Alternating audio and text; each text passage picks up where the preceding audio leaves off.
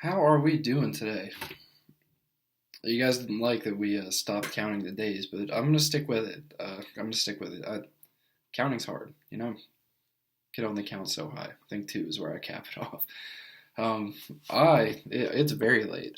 It's very late. I caught back up on sleep. We got 8 hours last night. Shout out to Matthew Walker, but that's gonna be a tall order tonight. 'Cause I have been trying to plan a trip for me and my friends, and let me tell you. Not the easiest thing in the world. There's a lot to coordinate. There's a lot of details to iron out and comb over. Um, and it really takes up a lot of time. I was always the one who just kind of spontaneously jumped into plans or, just picked out a random Airbnb link from the group chat and threw a thumbs up. I've never been I've always been more of a spontaneous is the word. What's the other word I'm looking for? Um, oh my god! Wow, I'm tripping. I do need to sleep. And spontaneous. We'll go with spontaneous. I've always been a more spontaneous person. Making long and detailed travel plans is not my forte necessarily.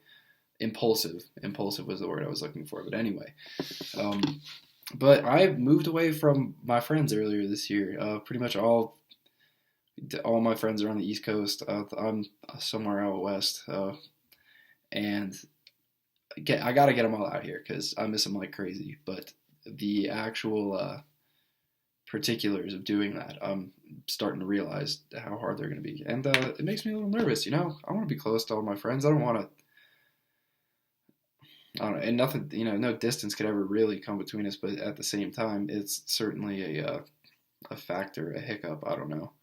I really got to figure out a way to not record these on photo booth because now I'm just staring at my eyebrow the whole time. But anyway, if you guys have any tips, for getting together with friends, after you all move to different places, that would be hugely helpful because this is stressing me out. I want to find a good place.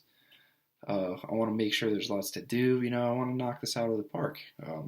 Yeah, I'm hosting now. I'm hosting my boys. Even if we're staying somewhere else, I'm the closest one to it. So I guess that makes me host, and I don't know. I'm kind of feeling the pressure. So I'd love any sort of advice at all on that because it's been tough sledding. It's exciting. Don't get me wrong. I looking at different places, flights, coordinating, rides, picking everybody up, and all that. It's very exciting. It gets me. It it's like buying Christmas presents and wrapping them up. You just can't wait for the payoff. But just see that look on their face. But at the same time, there's a lot that goes into it, and there's a lot of details that can slip by you, and there's a sort of ambiguity to it. You don't really know what, especially with Airbnb and VRBO, like sites like that. With a hotel, you can pretty much you know what you're in for, but with them, even with a hotel, the surrounding area, the amenities, the other people staying there, you're not rolling the dice, but you don't know. You have no idea what it's actually going to be like until you set foot there. So that whole part of it kind of makes me nervous, but I'm excited. I'm excited. I miss my friends. I want to see them. It's been a while since I have, and so mixed emotions right now. I also got to figure out how to get some time off of work because wow, yeah.